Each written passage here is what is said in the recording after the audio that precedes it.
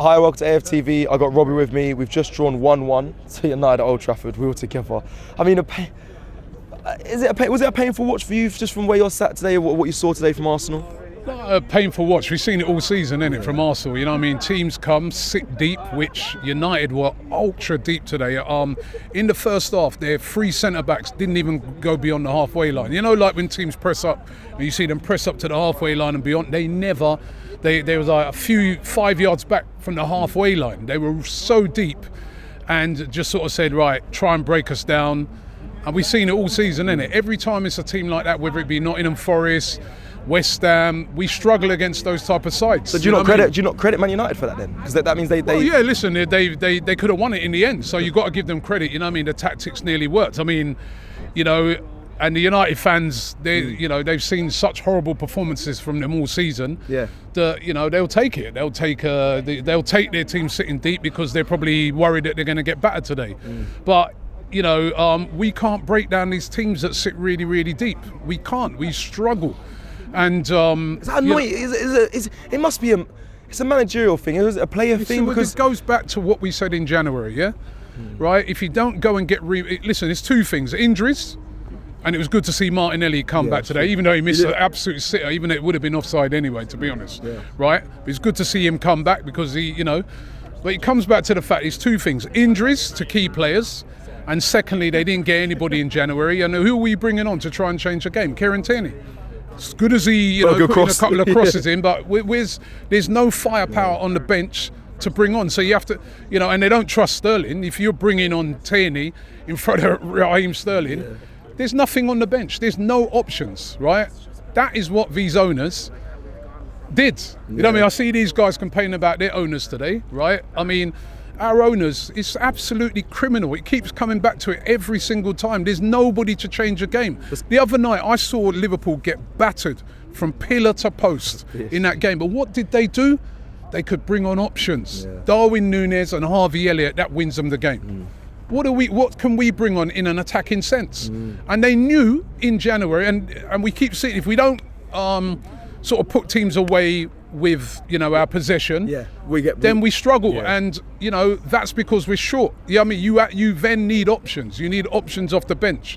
So do you think you're gonna get tired of saying that? Because the next couple of every game we play in the Premier League now is going to be the same. I'm very, very tired of saying it. I'm sure everybody's tired of saying it, but it's the every time I'm asked the question, it's the obvious thing. It's there for every single fan to see when you come to these games. You know what I mean? Teams sit deep. If we don't get a couple or we don't get a goal early, we struggle. Yeah. You know what I mean? And then they grow in confidence. And then I thought today in the second half, started getting really sloppy. We looked more tired than they did, which was a bit of a surprise. We were getting really sloppy in some of our passing. Could have, if it weren't for Raya, it's a mixed game for Raya because I thought he's pretty poor on that free kick. If you look at that free kick again, it's not in the corner. Raya's standing too far over in one side, and I was saying to you, why is he so far? He tries to take a step to the side. He's not over enough. You've got to know the player you're up against. Bruno Fernandes is very good at free kicks. That's one of his super strengths. Yeah, you can't show him so much, right? And then so I thought he was a bit at fault on that goal because watch it again. It's not in the corner, and it's not high. If he would have been a bit further over, he would have got it. But I have to say, after that, he made two brilliant saves to keep Arsenal in the game. And, in the end, 1-1's a fair result. You know what I mean? Maybe even United fans, you heard a couple of them saying maybe we got a bit lucky. Well, I was going to ask you. I was going to say, it's a semi-loaded question, but were we lucky today? It's not lucky if your goalkeeper, who's paid a lot of money for, is a top-quality keeper, makes a couple of great saves. You know what I mean? That's not lucky. But, on another day, they could have nicked it because, but I think 1-1's probably a fair result. But you spoke about David Raya and his saves. I got to ask you about Declan Rice. That last-ditch tackle, Højlund could have put us to bed, if I'm honest. A striker that not many of us rate, but in Rasmus Højlund, of course. But Declan Rice, that last-ditch tackle, that could have been a game changer. Brilliant. Again, what kind of error was that we made? Again, that's our errors. We were very poor in that second half, right? But Declan Rice, what a tackle and what a goal as well. You know what I mean? He was absolutely brilliant throughout the game. Some of the other players today, compared to what we saw the other night, they look very sloppy in that. Not so much in the first half. They look very stunned when that free kick went in because it's kind of against the run of play.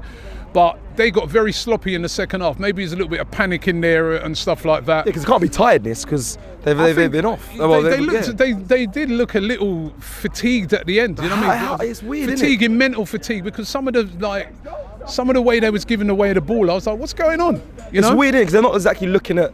They can't give the excuse of they're looking at the Champions League game. The heads are somewhere else because it's not that. Because I thought we would have been the fresher team, but this is the eternal struggle for Arsenal, and that's attempting to break down teams that sit deep, and we've got to address it for next season. You know what I mean? We all knew even if we won today that the league's gone. Everybody knows that, but they've got to address that for next season. You can't have games where you dominate the ball.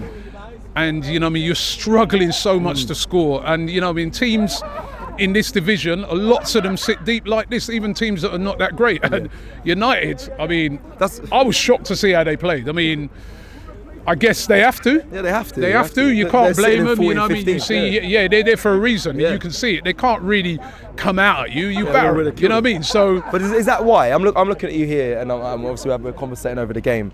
Is that why you're not as hurt? Because you just said in that last little speech, you said there's nothing in the season still. So is that why? Because I'll be honest, a draw's not. It would hurt. It does hurt, but it doesn't seem like it feels like you're just like whatever. Yeah, no, listen, if we won today, it's only a pride thing. I said it before the game. It's a game. It's a pride thing. Come here and win the game. So does a draw not damage your pride? But no, it's a draw, isn't it? Well, my pride's not damaged. You know what I mean? It's a draw. We didn't. I would have been hurt if we lost. We haven't lost the game, but it's not great. We should be really putting teams like Manchester United away. But one thing I said is, I was predicting like a 3-1, 2-1 before the game, but I did think it would be a tight game because you've seen United this season, as bad as they've been, and they are a poor side, every time they play against the better teams, they step up. They drew with Liverpool here, they beat Manchester City, they drew with us at the Emirates, you know what I mean? It's a different when they play us. Yeah. It's different to when they're playing a Brighton or they're playing this team or that. When they play against us, they step up. I know it's a little derogatory like what Julie was saying. He's kind of got a point there. They go into a mode like play like a team near the bottom, which they are.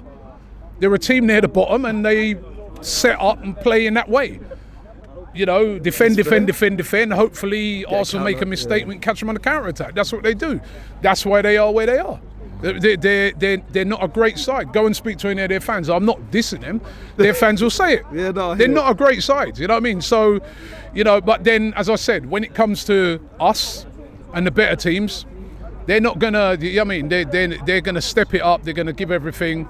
It's not like when you see them playing certain other teams. So it's not a complete surprise that we can't break teams down because we know that. It's not a complete surprise that they played and stepped it up because we have seen it, But listen, it's all on the Champions League. We just got to concentrate on that, I guess. Got hope. Hope. Yeah, it's funny. You remember the other day I was saying, right, and people are ridiculing me and saying, "Oh, when I said, in a way, listen, both teams, Real Madrid and Atletico, both top sides, right? But Real Madrid would probably suit us better because Atletico is another team. They're gonna clip it. Dark arts. But it's true. I don't care who clips. This is people. You know what, bro? You want to do your things for clips. This is reality, yeah. Arsenal, when teams sit deep and the sort of dark arts teams and that, we struggle against them. If a team comes and attack us, maybe we can sit a bit deeper. We got a good defence and we can catch them on the counter attack. And that's what I'm saying. Out of the two games, are very, very difficult. But Atletico might be a harder game for us because of the style. And you know what I mean? It's like in boxing. You know what I mean? The styles make fights. So we saw that against PSV. But yes, listen, thank you very much, Rob. Love.